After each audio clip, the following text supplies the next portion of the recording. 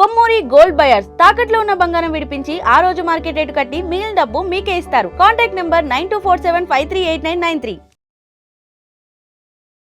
జై శ్రీమన్నారాయణ. నేను మీ icon astrologer Gattupalli Suresh Babu. ఇది మనకి 2026 సంవత్సరం 2026 సంవత్సరంలో మే మాసం అంటే సగపడ వచ్చేసాం. మే మాసం దాకా ఉన్నాం.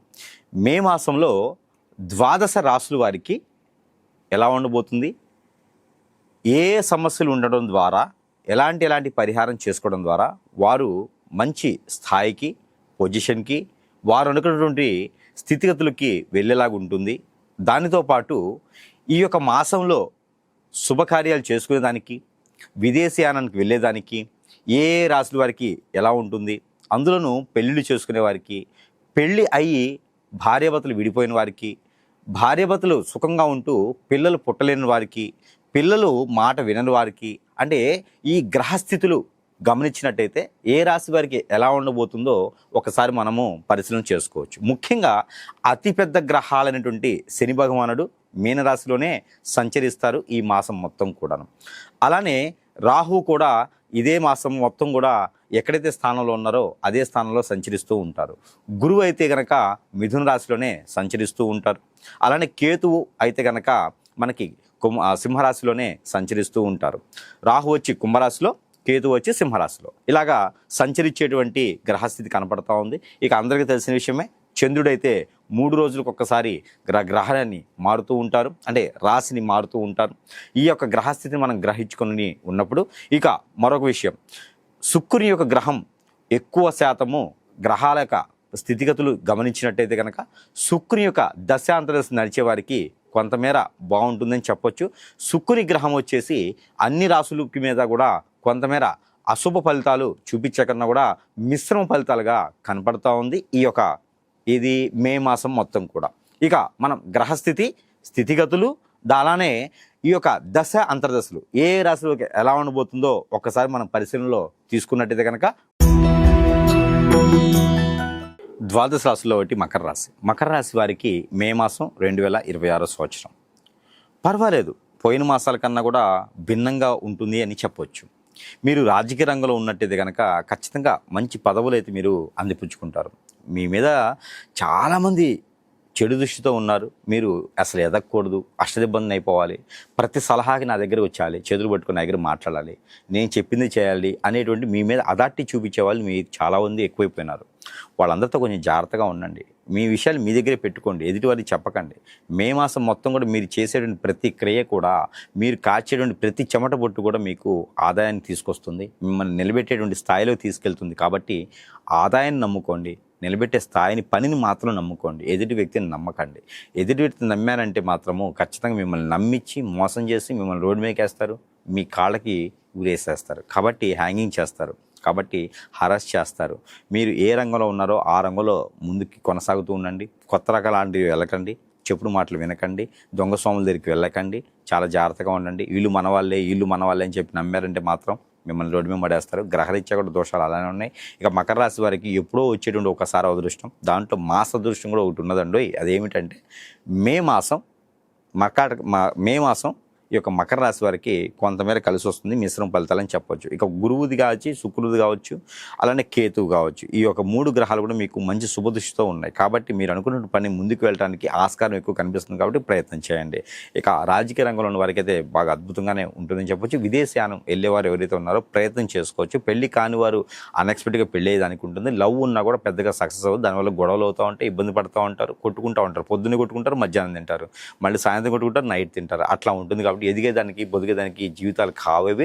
ఇక జాబులో గ్రోతింగ్ కానీ, వెసులుబాటు కానీ, కొత్త రకమైన జాబ్, నిరుద్యోగులు జాబు కానీ కావాలంటే కానీ మాత్రం 20వ తారీఖు తర్వాత మాత్రం ప్రయత్నం చేయండి. ఏది మే 20వ తారీఖు తర్వాత ప్రయత్నం చేస్తే ఖచ్చితంగా మీకు ముందుకెళ్ళేదానికి అయితే అవకాశాలు ఉన్నాయి. ఇక ఈ యొక్క మకర రాశి వారికి అయితే కనుక గ్రహరీత్యా దోషాలు కూడా ఎక్కువగానే కనపడుతున్నాయి. కాబట్టి ఆ ఒక పరిహారం కూడా చేసుకుంటే మీకు అదృష్టం అనేది ఉంటుంది. ఇకపోతే మకర రాశి వారికి అరేంజ్ మ్యారేజ్ చాలా అద్భుతంగా ఉంటుంది. పరమటి దిశగా వచ్చేటువంటి అమ్మాయి సంబంధం, దక్షిణ దిశగా వచ్చేటువంటి అబ్బాయి సంబంధం మీకు అద్భుతంగా ఉంటుంది. కాబట్టి ఆ మేర ప్రయత్నం అయితే కనుక మీరు చేసుకోవచ్చు. ఇంకా చిన్న చిన్న ఇబ్బందులు ఉన్నాయి, చిన్న చిన్న సమస్యలు ఉన్నాయి, ఫైనాన్స్ సమస్యలు ఉన్నాయి, ఆరోగ్య సమస్య ఉంది, ఆరోగ్య సమస్య ఉంది అంటే కనుక మీకు ఈ పాటి పరిహారం చేసుకోండి. ఇంకా మీ మీద చెడు క్రియలు ఏదైనా ఇప్పుడు బ్లాక్ మ్యాజిక్, వశీకరణ, బాగలముఖి, భానుమతి, యక్షిని, స్పిరిట్ లాంటివి మేమేం జరిగి ఉన్నాయి, ఏ పని చేసినా ముందుకు వెళ్ళట్లేదు, అష్టదిబ్బంది అయింది, సన్నగా అయిపోతున్నావు, నల్లగా అయిపోతున్నావు, అందరూ దూరం అయిపోతూ ఉన్నారు, ఎంత చేస్తే అంత మట్టి అయిపోతూ ఉంది, ఇబ్బంది అవుతుంది నాకు చాలా అనుకుంటే కనుక, ఇంకా మీరు ఇంకా ముందుకు వెళ్ళాలి, అంతా బాగుండాలనుకుంటే కనుక ఈ యొక్క మాసం ఏదైతే ఈ యొక్క మే మాసం ఉందో, మే మాసంలో కనుక ఏదైనా ఫుడ్ కోర్ట్ స్టార్ట్ చేయండి. పెద్దవారు అనాథాశ్రమాలు, ట్రస్టులు ఉంటాయి కదా, అలాంటి వారికి ఏదైనా సహాయ సత్కారాలు చేసుకుంటే కనుక చాలా అద్భుతంగా ఉంటుంది. గ్రహాలన్నీ కూడా మీకు సానుకూలిస్తూ ఉంటాయి. కాబట్టి అలాంటి ప్రయత్నం చేయండి. మరొక విషయం ఏంటంటే కనుక మకర రాశి వారికి ఉమ్మడి ఆస్తులు కానీ, అలానే వీలునామాలు కానీ, పూర్వీకులు మీ పేరు మీద రాసిచ్చేటువంటి గిఫ్ట్ సంబంధించిన ఆస్తులు కానీ కూడా మీకు లభ్యపడుతూ ఉంటాయి. కాబట్టి అలాంటి ప్రయత్నం చేయండి. ఎవరైనా సరే ఇల్లు కొనుక్కోవాలి, నేను స్థిరంగా ఉండాలి, కారు కొనుక్కోవాలనుకుంటారో వారందరూ కూడా మే 15వ తారీఖు తర్వాత ప్రయత్నం చేస్తే 25వ తారీఖు లోపు మీకు వచ్చేటువంటి అవకాశం కనపడుతుంది. కాబట్టి ఆ మేర ప్రయత్నం చేయండి. ఎవరైనా బంధుమిత్రులు అందరూ కూడా దగ్గరికి వచ్చారు, నా వాళ్ళు అనుకుని వచ్చారంటే కనుక వారికి సహాయం చేయండి. చాలా మీకు ఆ పుణ్యం అయితే కనుక వస్తుంది. ఏదైనా మీరు చేయగలిగితే విద్యాదానం చేయండి. ఎవరైనా పిల్లలకి చెంత చేర్చుకొని వారికి విద్యాదానం చేసుకున్నట్టయితే కనుక మీకు ఫైనాన్షియల్ సంబంధించినటువంటి అన్ని విషయాలు కూడా సానుకూల పడేలా ఉంది. కాబట్టి ఇలాంటి చిన్న చిన్న పరిహారాలు చేసుకుంటూ, అలానే చిన్న చిన్న పరిహారాలతో పాటు ఆత్మ సంతృప్తి కోసము మనం ఆలయాల దగ్గర కూడా ఏదైనా అన్నదానం చేసుకుంటే చాలా అద్భుతంగా ఉంటుంది. కాబట్టి ఇలాంటి ప్రయాణాలు చేసుకొని అదృష్టవంతులు అవ్వచ్చు. అలానే రాశివారు కనుక చిన్న పరిహారం, దేవుని అనుగ్రహం ఖచ్చితంగా కావాలి కదా, అలానే చిన్న పరిహారం చేసుకుంటే అదృష్టవంతులు కాకపోయినా మిశ్రమ ఫలితాలు అయితే మాత్రం ఖచ్చితంగా లభ్యపడతాయి. మీకున్నటువంటి గ్రహస్థితి ప్రకారంగా ఈ యొక్క పరిహారం ఏంటంటే కనుక మీరు పంచామృత అభిషేకము శివాలయంలో చేసుకోవాలి, లేదా సుబ్రహ్మణ్య స్వామికి అభిషేకం చేసుకున్నట్టయితే కనుక మీకున్నటువంటి కాలసర్పదోషం, నాగదోషం, కుజదోషాలు లాంటివి కూడా తొలగిపోయేలా ఉంటుంది. కాబట్టి ఈ యొక్క పరిహారం మీరు ఖచ్చితంగా చేసుకోవాలి. ఎక్కడైనా సరే వినాయక స్వామి వారు ఉంటే పొట్టు వస్త్రాలు సమర్పించండి. గుంజిళ్ళు 21 కానీ, 54 కానీ, 109 కానీ, 119 కానీ, మీ ఆరోగ్యం మీకు, మీ బాడీ మీకు సహకరించిన మేర మీరు ఈ గుంజిళ్ళు తీసినట్టయితే కనుక ఖచ్చితంగా మీకు అనుకున్నటువంటి పనులు ముందుకు వెళ్ళడానికి కానీ, ఆరోగ్యం కూడా మీకు కుదిరి పట్టడానికి కానీ సానుకూలంగా ఉంటుంది. కాబట్టి ఈ యొక్క చిన్న పరిహారం చేసుకోవచ్చు. అలానే మీరు ప్రతిరోజు కూడా పట్టిక ఉంటుంది, ఇంటికి కట్టుకునే పట్టిక ఉంటుంది. ఆ పట్టిక ఒక 20 గ్రాములు, కరక్కాయ అని అంటారు, కరక్కాయ 1, జాజికాయ 1, పసుపు కొమ్ము 1, ఒక్కలు 1, అలానే గురిగింజలు ఒక 5, అలానే మనకి ఈ జీడి గింజ అని ఉంటుంది, నల్లగా ఉంటుంది, అది 1 తీసుకొని ఒక పసుపు కలర్ క్లాత్ కానీ, రెడ్ కలర్ క్లాత్ కానీ చిన్నది ఒక రిబ్బన్ లాంటిది తీసుకొని దానిలో ముడుపు కట్టండి. ముడుపు లేదా మీరు వారంలో మంగళవారం, ఆదివారం అయినా చేసుకోవచ్చు, లేదా పక్షంలో అమావాస్య పౌర్ణమికి అయినా చేసుకోవచ్చు, లేదా మాస శివరాత్రి రోజైనా సరే ఈ యొక్క పరిహారం చేసుకోవచ్చు. మీకు అవకాశం ఉన్నప్పుడు ఈ పరిహారం చేసుకోవచ్చు. ఇది ఎవరికి వారే తీసుకోవాల్సినటువంటి పరిహారం. ఇవన్నీ కూడా కలగలిపేసి ముడుపు కట్టండి. ముడుపు అనగా 3 ముళ్ళు వేయాలి. ఈ 3 ముళ్ళు వేసినటువంటి ముడుపుని మీ తల చుట్టూ దిష్టి తీసుకోవాలి, మీ తల దగ్గర నుంచి కాలి వరకు దిగదార్చుకోవాలి. ఇది మీరు దానిపైన కర్పూరం బిళ్ళలు పెట్టండి. ఒక 54 కర్పూరం బిళ్ళలు పెట్టి కాల్చివేయండి. కాల్చివేసేసి అది కొండ ఎక్కేంత వరకు దాన్ని చూస్తూ ఉండండి. అది మొత్తం కూడా తీసుకెళ్ళి ఎక్కడ పారేటి నీటిలో వేయండి. దాని యొక్క భస్మం. ఇది చేస్తే కనుక మీ మీద జరిగినటువంటి చెడు క్రియలు ఏమైనా ఉంటే కూడా అవి కూడా పటాపంచలేదానికి అవకాశాలు ఎక్కువగా ఉంటాయి. అంటే హిప్నాటిజం, బ్లాక్ మ్యాజిక్ లాంటివి జరుగుతూ ఉంటాయి కదా, దానివల్ల కూడా మీకు ఇబ్బంది పడుతుంటారు. అవన్నీ కూడా కొంతమేర దూరం అవుతూ ఉంటాయి. ఇక ఆర్థిక పరంగా ఇబ్బంది ఎవరైనా పడుతున్నారు ఈ రాశి వారు అనుకుంటే కనుక వారు ఒక మస్టర్డ్ ఆయిల్ ఒక 20 గ్రాములు లేదా ఒక 200 గ్రాములు తీసుకోండి.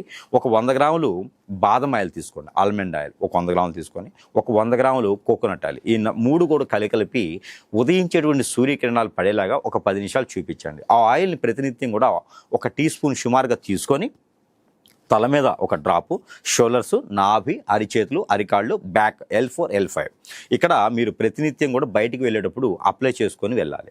అలానే బయటికి వెళ్ళేటప్పుడు ఒక 2 మిరియాలు నోట్లో వేసుకొని నమిలి వాటర్ తాగి బయటకు వెళ్ళండి. మీకు అనుకున్నటువంటి పనులు ముందుకు వెళ్తే దారిద్రము మిమ్మల్ని దాటి వెళ్ళిపోతూ ఉంటుంది. కాబట్టి మీరు ఎంత దీనస్థితిలో ఉన్నా సరే ఈ యొక్క చిన్న పరిహారం చేసుకుంటే అదృష్టం అనేది మీ సొంతం అవుతుంది. అలానే మీకు ఎవరికి చెప్పుకోకుండా ఒక 2 ఇలాచీలు తీసుకొని మీ పాకెట్లో పెట్టుకొని బయలుదేరండి.